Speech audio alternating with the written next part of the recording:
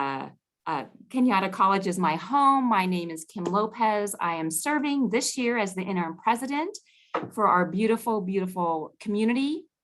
This is it's very obvious to all of you. This is my first town hall with everybody, which is why I just can't stop myself from looking on the list of names of people that I have so missed seeing, and I can't wait to see you this coming semester. Or some of you might not be coming back till spring, but I just can't wait. Sometime this year, I can't wait to see you all. So real quick, because this is my first time talking to the community, and we have almost 100 people on the call. For many of you that don't know, I started at Cañada College 11 years ago, and I was serving as Dean of Enrollment Services and Counseling, and then Vice President of Student Services. And then 4 years ago, I transferred over to CSM, where I was VPSS for 2 years. And was brought up to serve in the acting interim president role. And this year I get to be here with all of you. And I swear to you, every day when I wake up, I like pinch myself like, oh, am I actually going to Cañada today? And it's just been amazing. And I know I use a lot of adjectives, but I still definitely am feeling so grateful and excited to be with all of you this year. And I say that knowing that this year is going to be really tough, and we are going to face a lot of challenges together.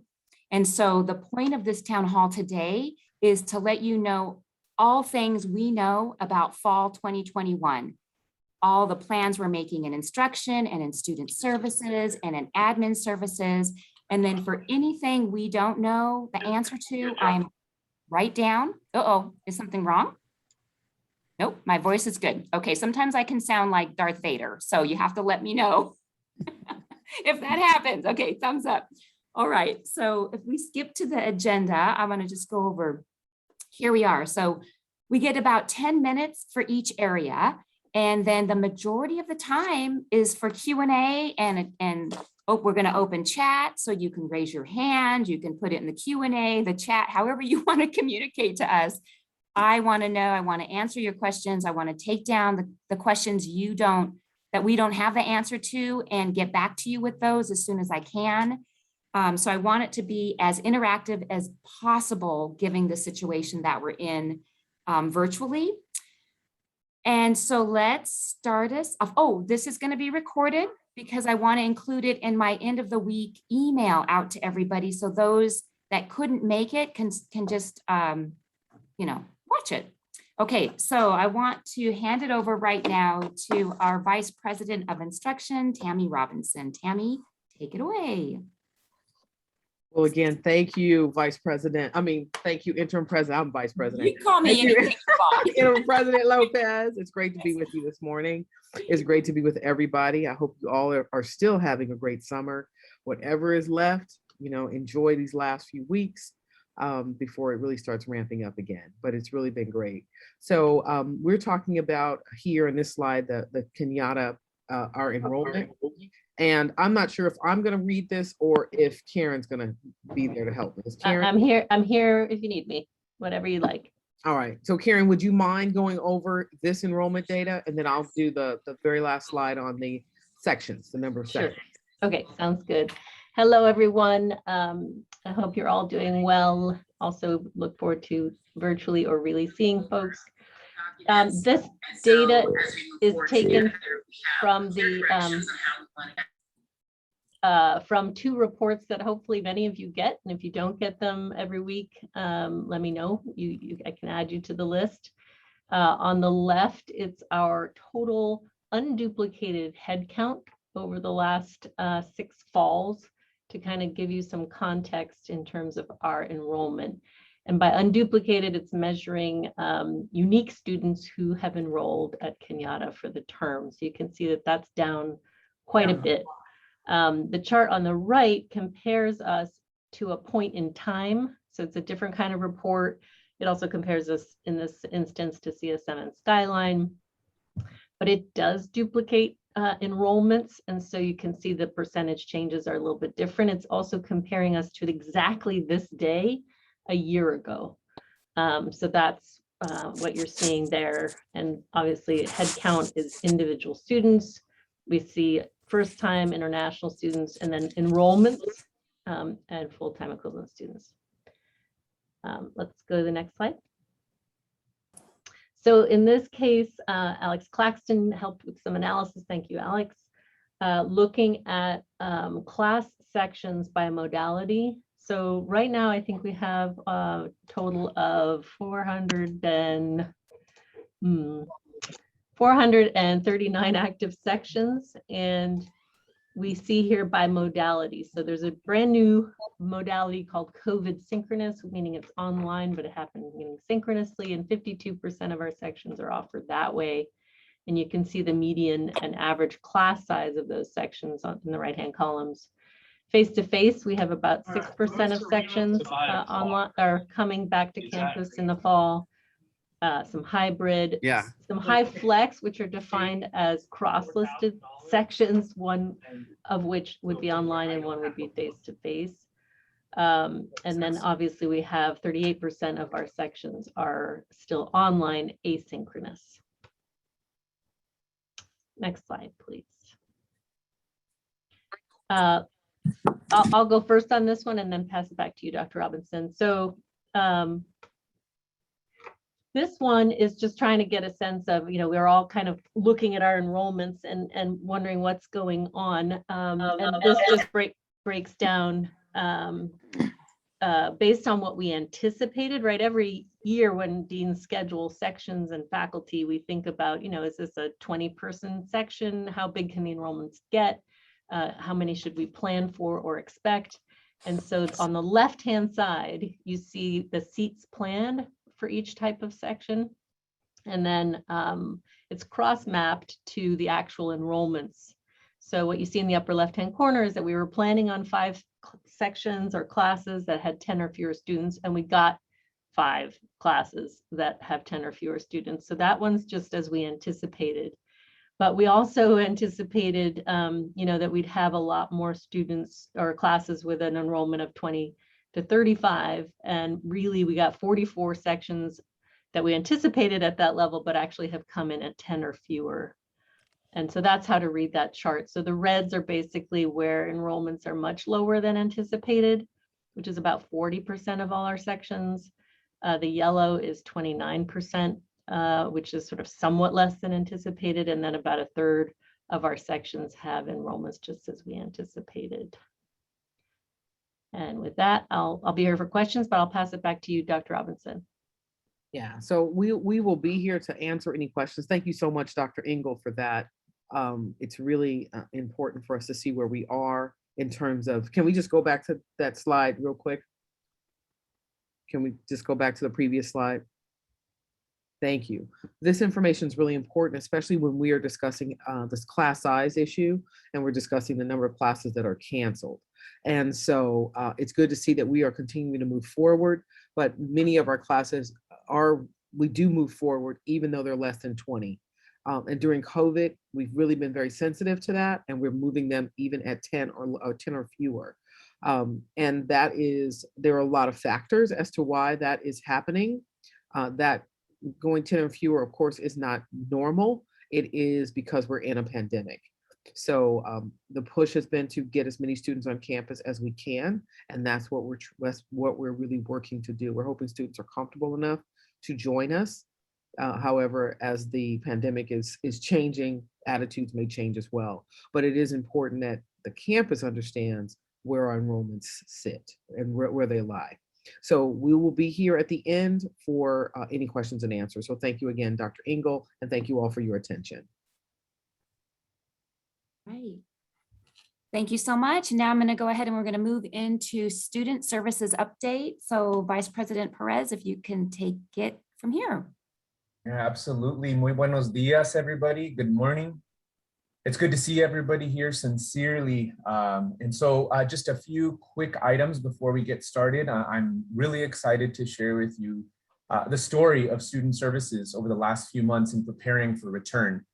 Quick, just some heads up, I'm having a little bit of audio issues. So if it does go out, I'm finding that it comes back after about 2 or 3 seconds. So if that's the case, I'll back up and then we'll start again. Thank you in advance to those of you who are muting. so that we can all hear one another. And then we're going to have a chance to chime in afterwards with FAQs in chat. But most importantly, what you're looking at on the screen is our phases of a return to in-person services. That is really the anchor of this slide and the conversation for student services, is that as we are looking towards the months of August, September,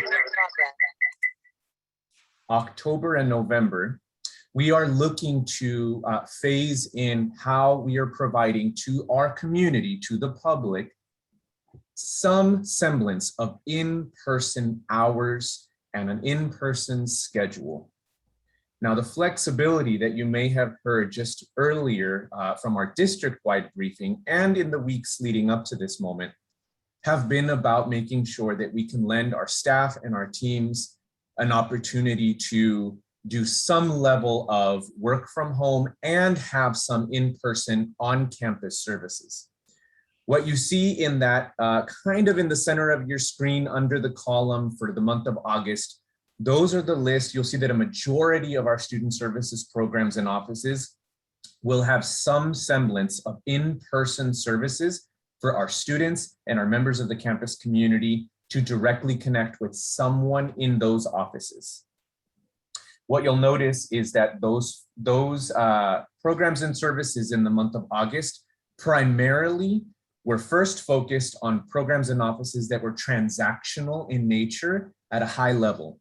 So programs and offices like, for example, financial aid, admissions and records, that we know have typically had a high volume of activity during that month, during the start of the semester, especially during our peak times. So we wanted to make sure that we focused our attention on transactional student services programs and offices, and also expand that to any program or office that wanted to provide and could provide some semblance of in-person service. So you're seeing the list right there on the screen.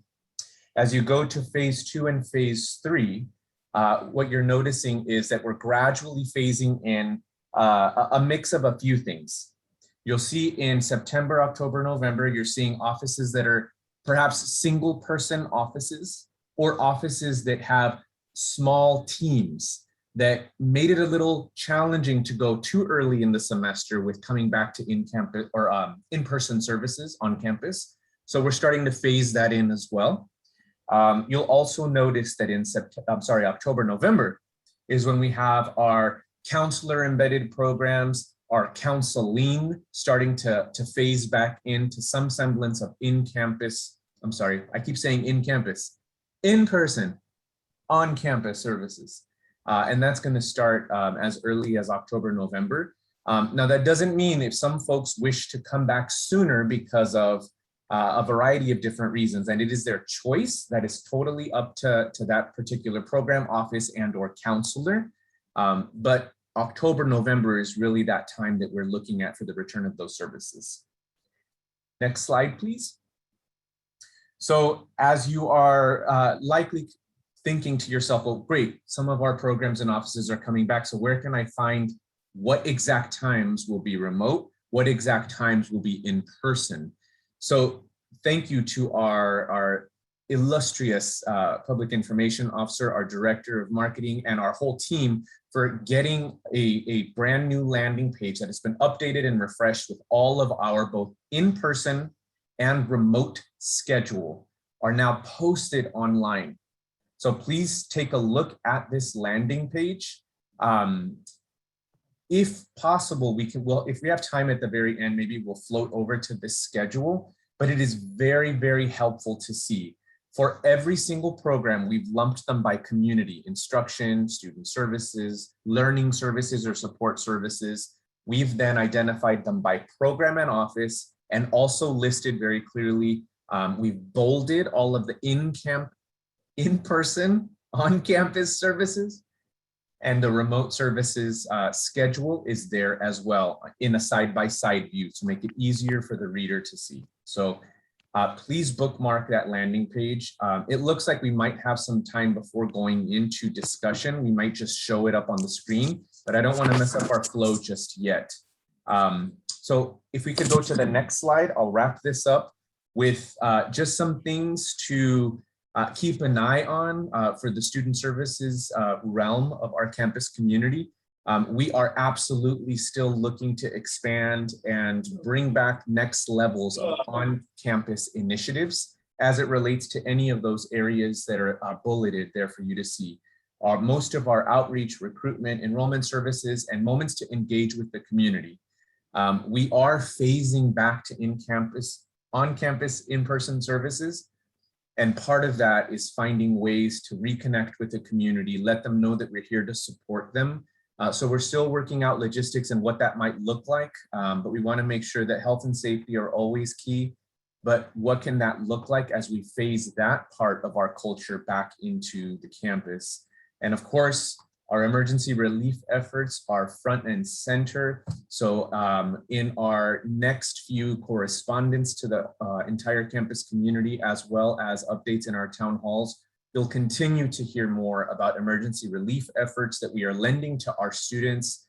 And lending is the wrong word. We are offering our students direct aid. We have institutional funding that is also directly related to COVID-19 impacted initiatives, projects, and programs and expenses.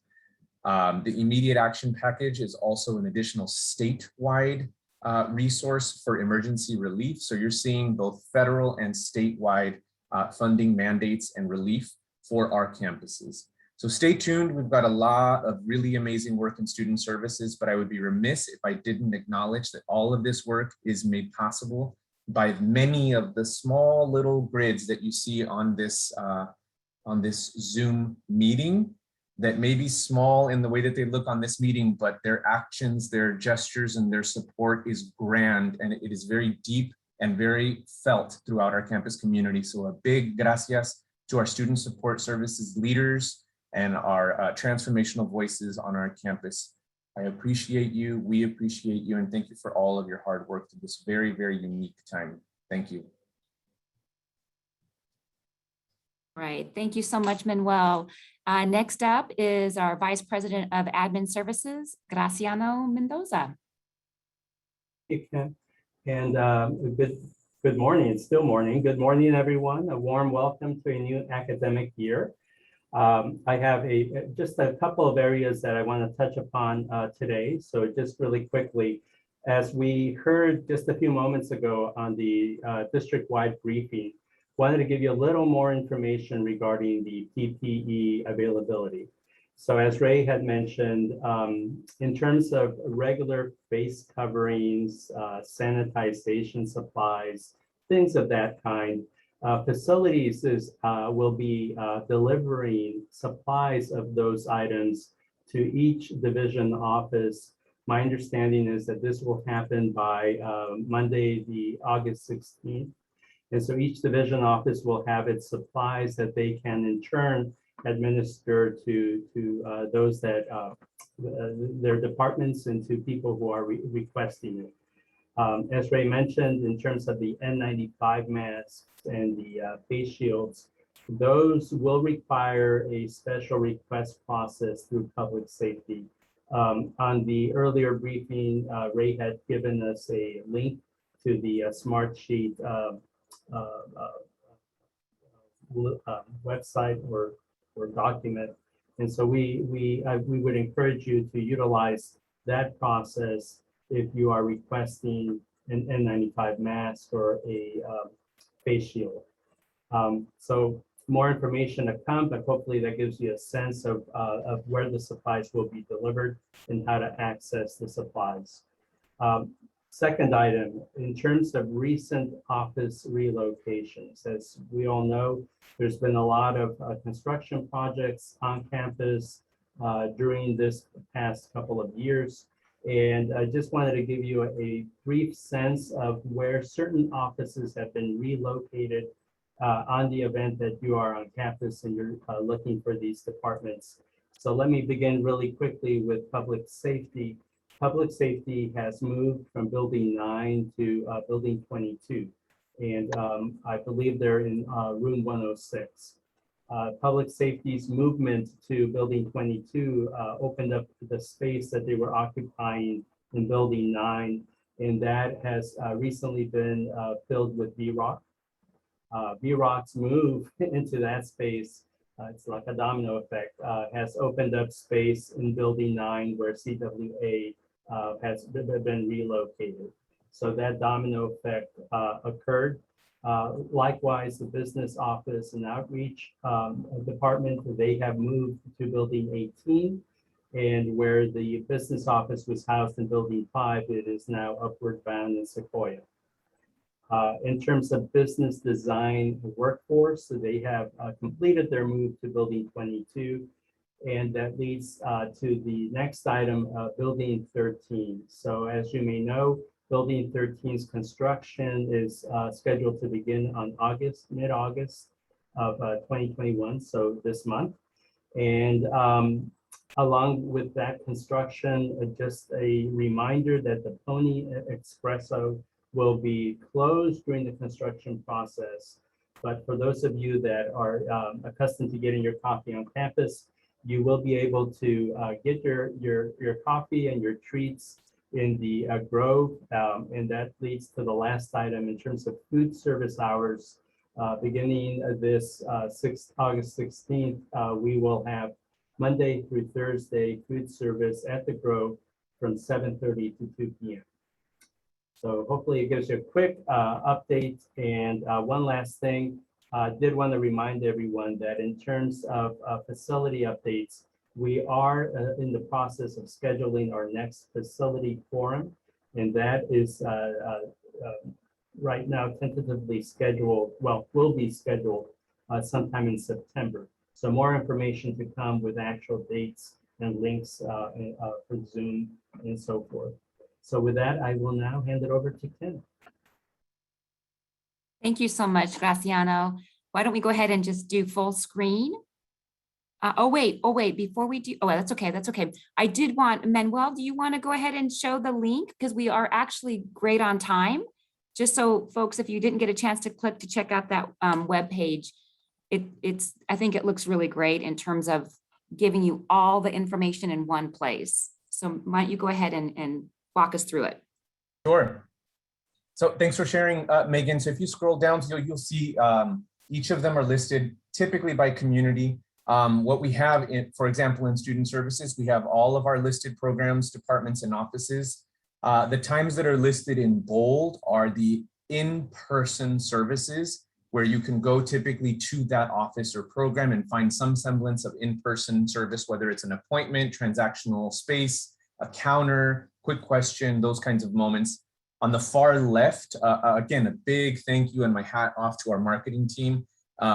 You can actually click on the name of the program or office, and it's hyperlinked to our landing pages that will take you directly to more information, details, and additional information for that specific program or office. It's all listed there, and the beauty of it is that it's not just student services. It is including other types of spaces and places where students might need some in-person service and support. So you'll see there are libraries there, food service, bookstore, so on and so forth.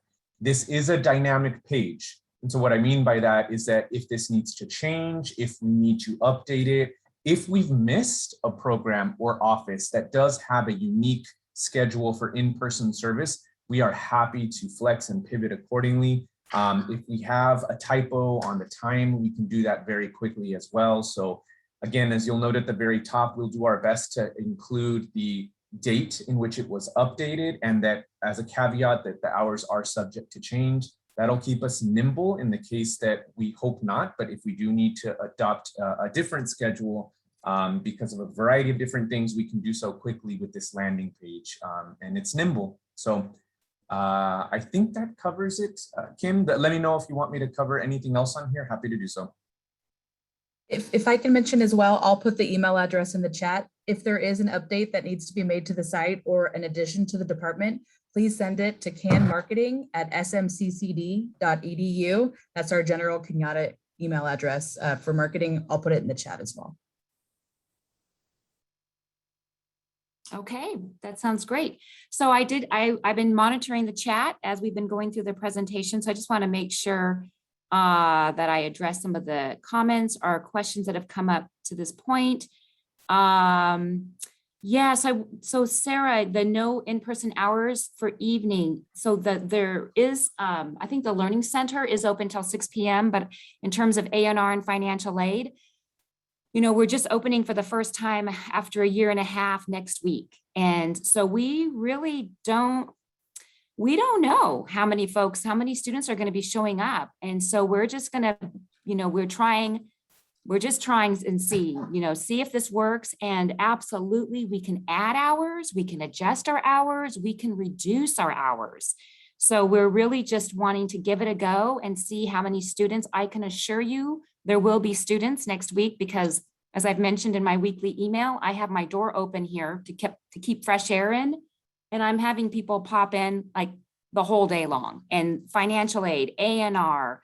There's so many questions and our middle college students started this week. And so I see groups of them walking around. So I know there will be people stopping in. We just don't know how many and for how long. Will it continue after 4 o'clock? Will it peak right when we're starting to shut down? So, you know, this is a great experiment and we're embarking on it next week. And so we will flex and adjust as we need to. All right, so with that, I want to make sure, I think the rest of the questions in the chat, let's see. I think the question regarding only face masks or only, I think David, your question with the wearing only the face shield isn't going to be sufficient. You have to wear the mask as well, has been answered by Brian Tupper, but please raise your hand or keep throwing them in the chat, whatever you're most comfortable with.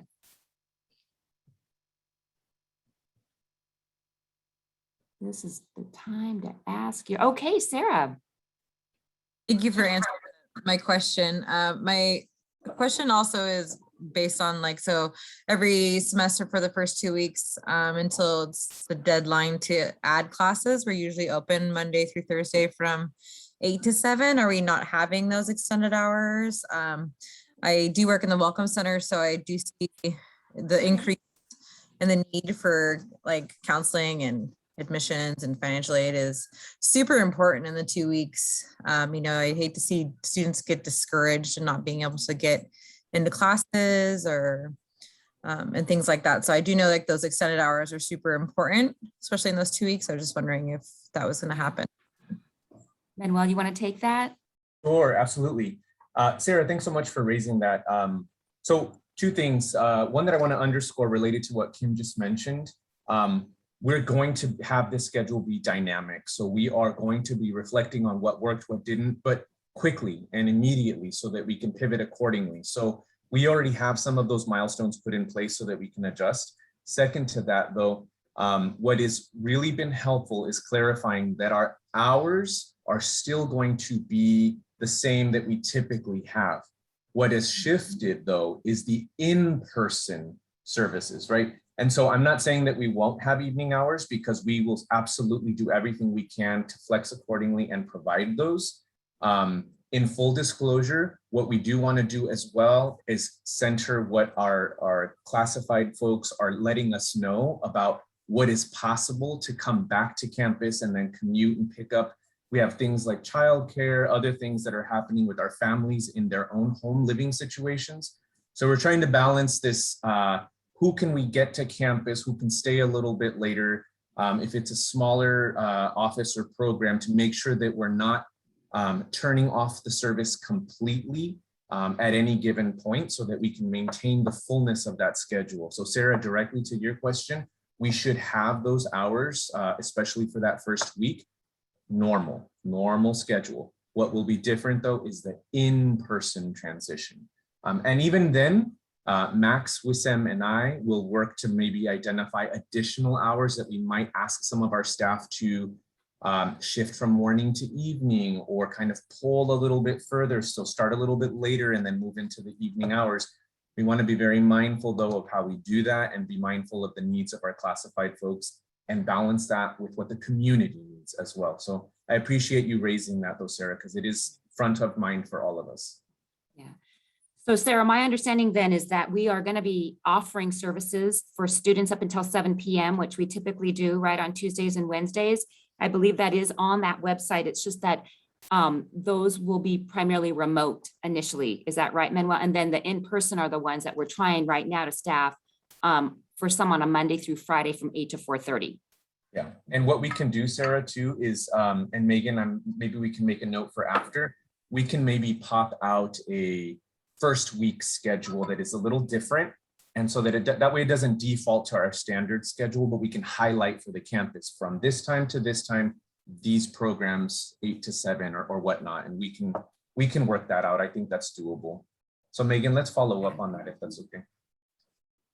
Thank you, Sarah, for bringing that up, though. It's really important that, you know, we need to understand what we're doing, right, in order for our students to understand. So thank you.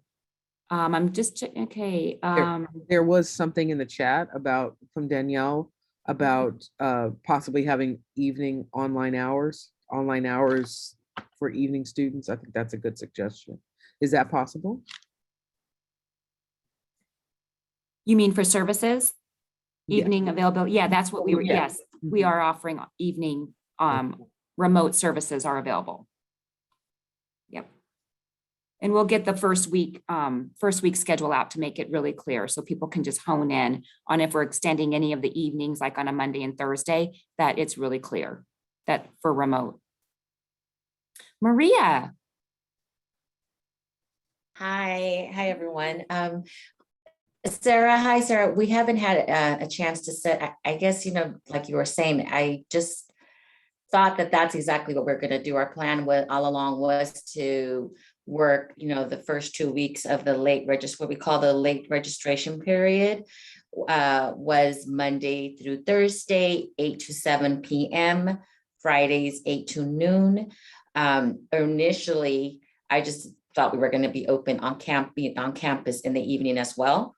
But we will be doing the evening virtually for sure.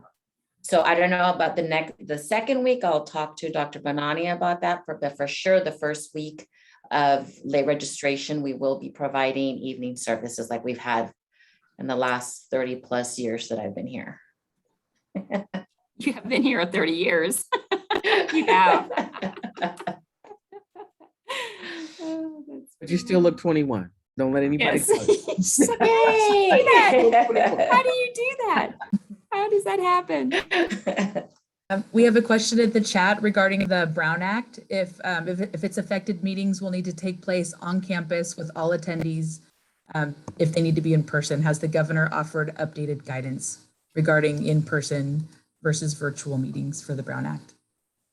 So those are, I think you're talking about like curriculum meetings. Curriculum, we will need to see about getting an exception for that. In the meantime, we'll probably have to do it in a hybrid fashion where some people can be here, maybe in one of our high flex classrooms. We could do it like that, because what we don't want is for a faculty member to have to come and make a presentation for like 25 minutes and then get back on the road and go home. So we do want to offer those options. The Brown Act extension is only through September 30th, so we're probably okay for maybe the first meeting. But again, I'll be checking with CIOs and working with the State Chancellor's office to see if there will be an extension to that, because we really do need that delayed going forward.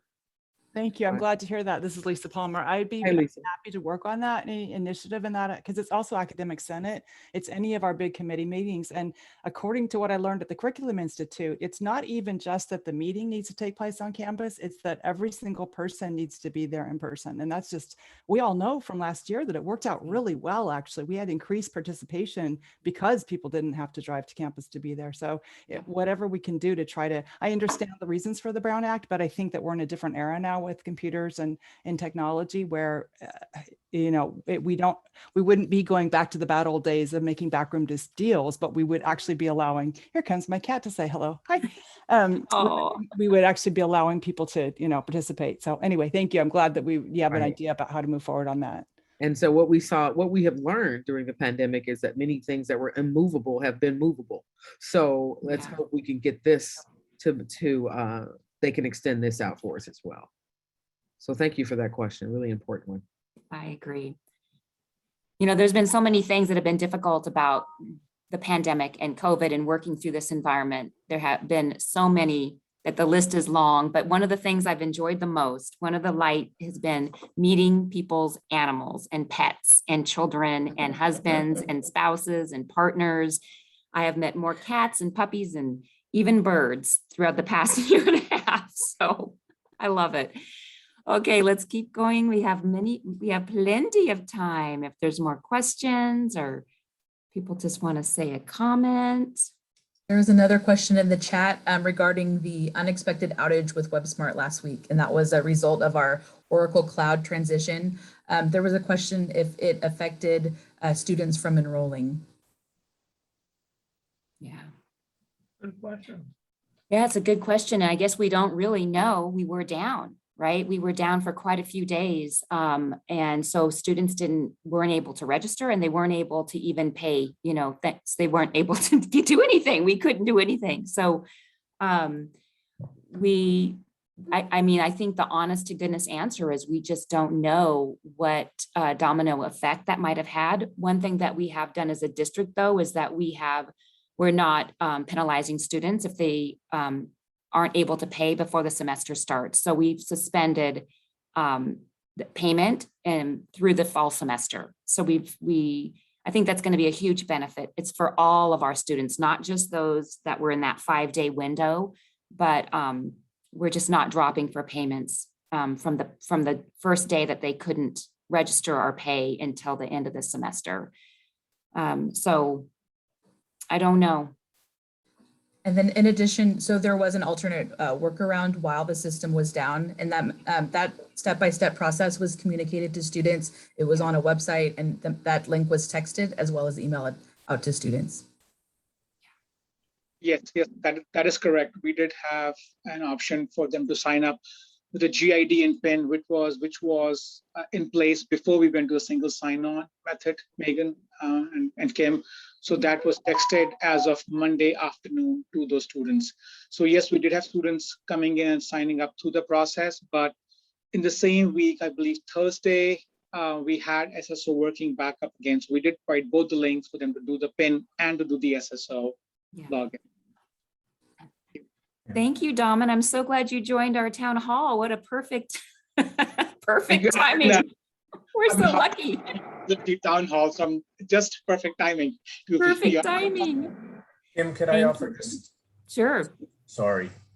So just a quick note. So we do know that no students were dropped for non-payment during that window in which WebSmart was down to the time that it did come back up. So we can confirm that there were 0 drops for non-payment during that time. I know that doesn't necessarily address your question, Gampi, but it does speak to the data that we have available to us now. And so as a result of that, Kim was mentioning that extension of an opportunity for folks to pay their fees, so that we're doing that through until spring registration time. So it's an opportunity for students to have a lot more of a runway to get those fees paid, which we typically have not had in the past. So it's an extension of that payment opportunity. Thank you, Manuel. Lorraine. Kim, welcome back. Well, thank you. So I had a question in regards to actually the slide in regards to enrollment from the district-wide meeting earlier, where it showed enrollment, the head count, right? And I don't know if Karen's on the Zoom meeting right now, but it would be interesting to also see, I noticed that it looked like fall of 2020, we actually had an increase of enrollment from the fall of 2019, if I remember that correctly. And then obviously this fall semester, it looked like there was a drastic drop, right, for this semester. But in regards to last fall, I was wondering how many of those students actually persisted. Of those 6,000, it was 6,000 and something last year, in both fall and spring. Just out of curiosity, because I know that as far as in counseling, when I was seeing students, that we had students come back and do a lot of EWs. So I'm just wondering how the persistent rate was. If we Thanks, don't, Karen. Yeah. we have Alex on the call as well, Alex Claxton. If we don't have that information for your question, then we can certainly make that available and email that out to the campus at a later time or announce it in another fashion. But I think that's a really important question to talk about the students that persisted. I don't know if we have that immediately. Do we have that, Alex? Alex just put a note in the chat as well. Yeah, increased in headcount, reduction in FTES. Mhm. What we do know, Lorraine, also is that we're seeing a lot more, an increase in our continuing students and a decrease in our first-time students. So I think those who are part of our community and know how to navigate some of our systems are coming back term to term more so than before. But we can definitely, as Dr. Robinson mentioned, do the analysis and get it out this Friday in the weekly update. We'll make sure to get it out. Great. I'm wondering if this might be something for a future of maybe connecting with those students that saying, asking them what was it that stay connected to help them, continue and persist. I think it would be, I don't know, some valuable data in there in regards to, even though we're going to be coming back fully in the spring, how we can still provide supports for students that were effective when they were out and learning online, right? Yeah. If I could just quickly mention that I'm going to put in the chat the link to all of the results of all of the many student surveys we did last spring. We did a couple surveys of our enrolled students. We did one survey of our stopped out students, and we will soon be conducting another survey to figure out what folks want to see in spring. So that's the link in the chat for anybody. And we absolutely asked sort of what the barriers were. So please take a look and let me know if you have any questions.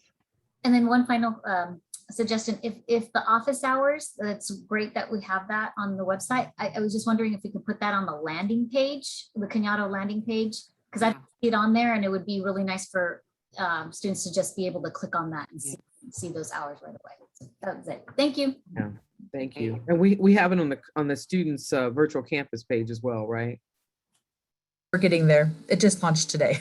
Yeah. And it's updating Yeah. all the time, but it We want to hear. We want to hear. We want to hear. We want it front and center, front and center. Right. It'll Where get the there. students' eyeballs go. That's where we Got want. it. Yeah.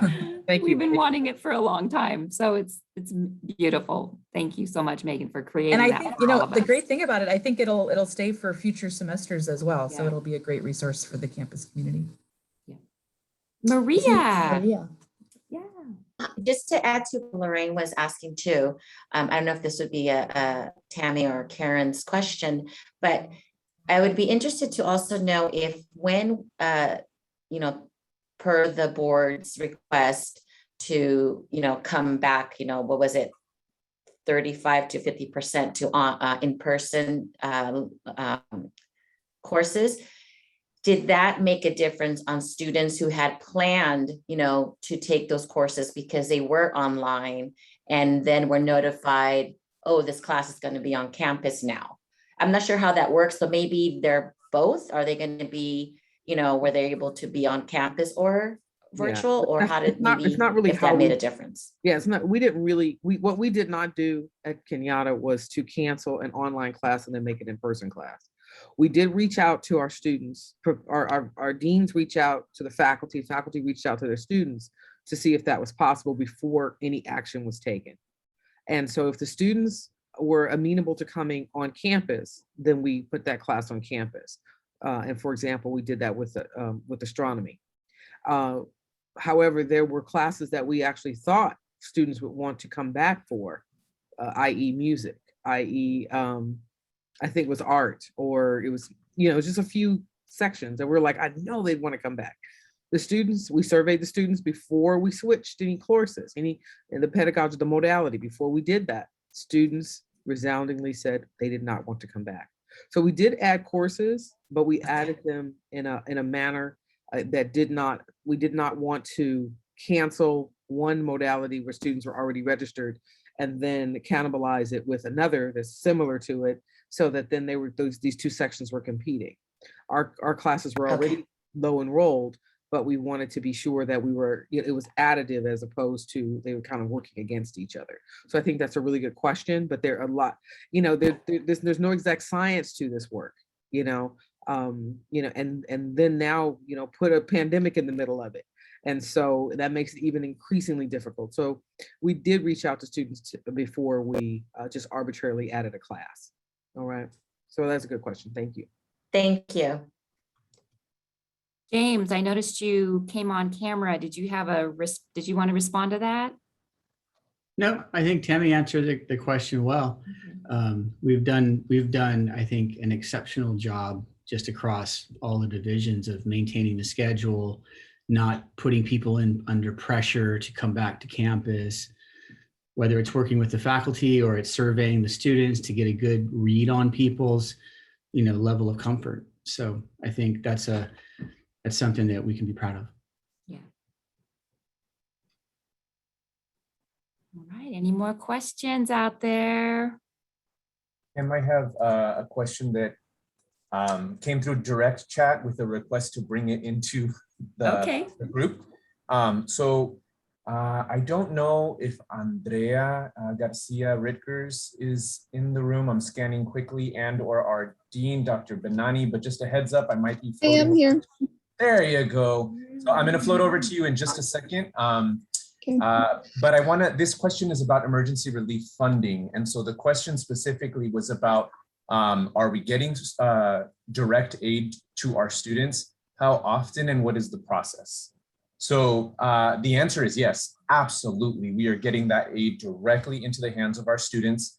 To kind of demystify the process just a bit, we do have emergency relief dollars. They come in a variety of different, very complicated names, but the shortened versions of them are CARES Act and what we've been referring to as HERF, Higher Ed Emergency Relief Funding. And there's two versions of that. There's a number 2 and then there's a number 3.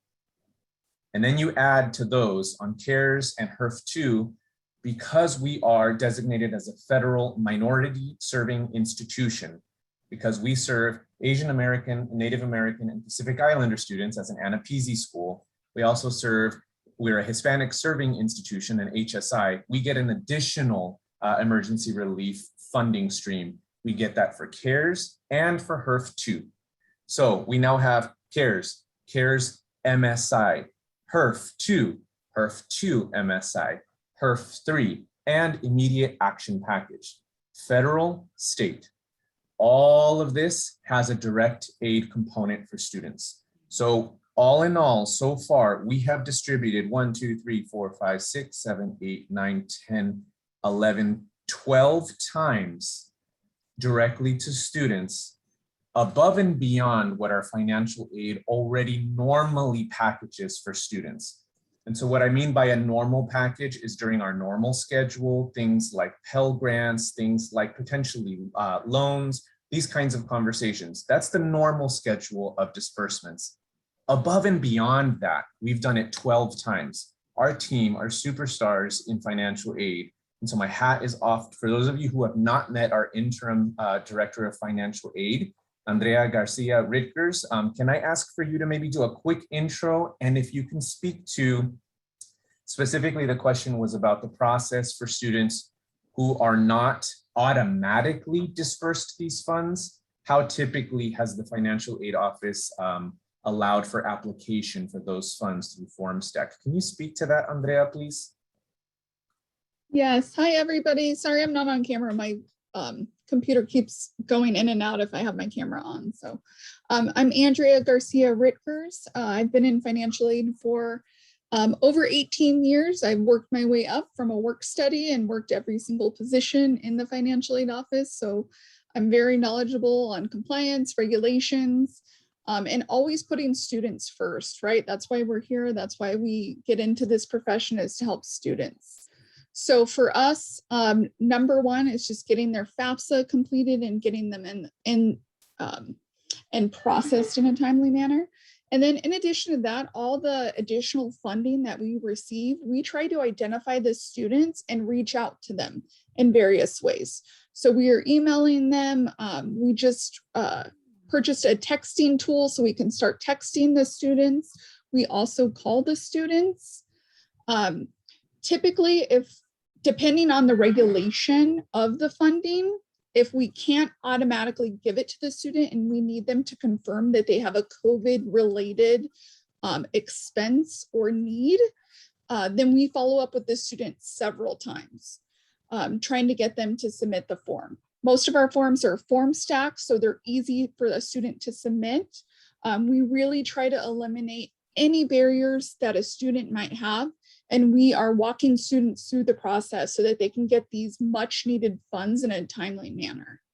So my team is amazing. I'm so lucky. I've been here for a month, and I have true rock stars to have such a small team that's dispersing over 17 different types of funds to students.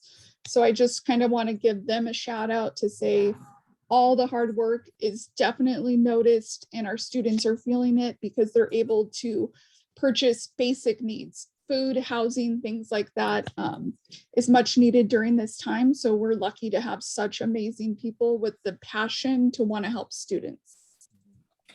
So Andrea, I just want to let you know that I really think the work that you're doing is making a difference, and it's getting the word out to our students. I can't agree more. Yesterday, again, a student came through my open door and said to me, I need to find where's the place where I can get the extra $2,000 that I'm eligible for. And so that's why I do need to get your cell number, because I've been calling WISM an awful lot. Saying, I got students here, they have questions. So honestly, a big shout out Thank you. to your team. Yeah. Thank you, Andrea, and thank you, Kim, for the kudos. I think our financial aid team has been absolutely fantastic, and we are supportive of all of their efforts. And so the other piece that I would just add, we are extra resourcing and supporting. And so if you are following our board meeting moments and our video hyperlinks, you'll notice also that with that second wave of emergency relief, 10% of that funding went directly to fund the enrollment related expenses and fees for our ESL and undocumented students who are 6 units or less. And so as long as those students demonstrate and can articulate having been impacted by COVID-19, and that is through the process that Andrea just expanded upon, it's a form stack process. As long as we can verify that, then we can jump in to offer that emergency relief and help them with those enrollment related fees for units and expenses. And so this is all part of our proactive and extravention efforts. It's intervention, but it's all extra above and beyond to make sure that we can support our students where they need. So hopefully this helps. I was addressing a few questions directly that came to me about HERF and emergency relief aid. So thank you for the time, Kim. Yeah, absolutely. Great questions. We still have 5 more minutes. So we're doing well. We're doing great. Keep your questions coming, or comments, shout outs. It's really our time.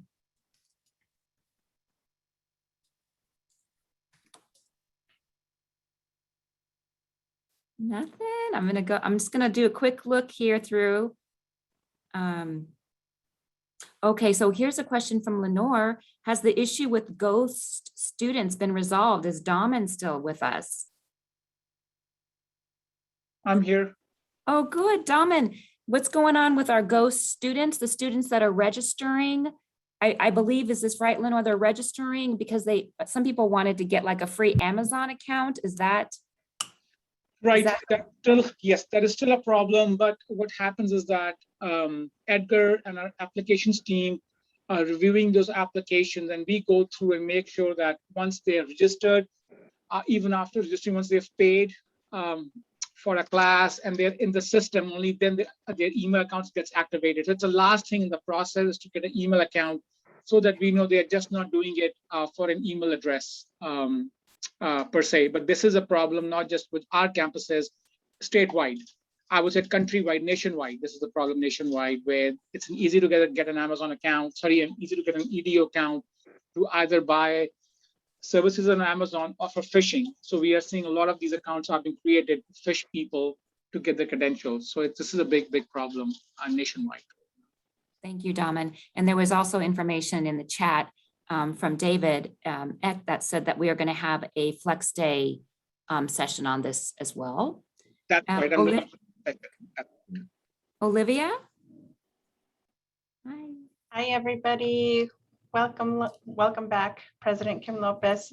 I just quickly wanted to share with everybody, in case you're wondering, Outreach Department is still holding info workshops.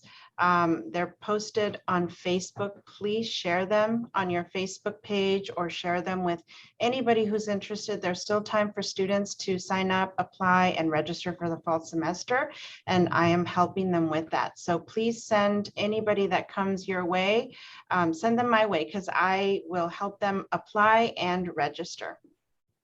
And I'm here on campus too, so I'm ready, willing, and available. I should get your cell number too. Yes, yes, I will email it to you. Thank you. Thank you. Thanks, everybody. Wissam and Max and Manuel will be so happy because I'm calling them constantly. Now I have another person I can call. Thank you. Thanks, Olivia. All right, so 4 more minutes. I just want to make sure that everybody's had an opportunity to ask their question or provide a comment or make an announcement before we say goodbye until Flex Day next week, when we'll be back together again. Making sure. So just to let everyone know, we are gonna try to offer, we're gonna do it. No, we're not trying, we're gonna do it. We're offering our opening session high flex. So we'll have seats for those of you that want to come in person. It'll be outdoors on the patio of building 23. And so we're going to have a portion of it for those who want to be in person. And then of course, we'll have it virtually remote as well. We're going to have a little bit of breakfast, and then there might be parts of it that we go downstairs into the high flex classroom and continue it. So that's our session from 9 to 11. So please RSVP if you would like to come in person. We'd love to get a count. And we're excited to try this out. I hope it works. If not, we're all back in our offices just doing it remote. So that's our plan B. So we know that works for sure, but we would like to try some outdoor in-person events this fall. And so we got to start somewhere, right? So we're starting next Tuesday. I can't wait. I can't wait to see you all. I love seeing you virtually too, but eventually someday I'll be able to see you in person, hopefully before the end of my, my year here. I'll be at a chance to see all of you. So with that, that's the RSVP that's in the link there. It's great to hear you, Lenore. And really, really happy, you guys, that I'm here with all of you this year, and so looking forward to the work that we're going to do over the year. There's just so much to do, and so much of it is really just exciting work as we start envisioning our future at Cañada with all the things that have occurred in the past, but all the opportunities that we have in the future. And I'm just so happy to be a part of it with you. And here's Maria's hand back up. For the last minute. Just something funny. Before Jamila left, before she decided that she was going to go, she had mentioned that there was going to be a 1-week grace period where we were allowed to wear nice tops with sweatpants and tennis shoes. Is that going to be the case? I'm still wearing sweatpants. I didn't realize that wasn't a thing. Actually, I'm wearing only stretchy pants, so I hope that's okay. I say come as you want to come right now. We're just happy to have you here. We're happy you're here too, Kim. Yeah, thank you, Maria. Thank you, everybody. I love seeing your face, Debbie Joy. It's been too long. All right, everybody. Take care. Yes, I actually am wearing flip-flops too. So if that's not a thing, you guys need to let me know real quick. Oh boy. All right, everybody. I'll see you soon. Take care. Have a wonderful rest of your week. Bye, everyone. Thank you. Bye. Thanks.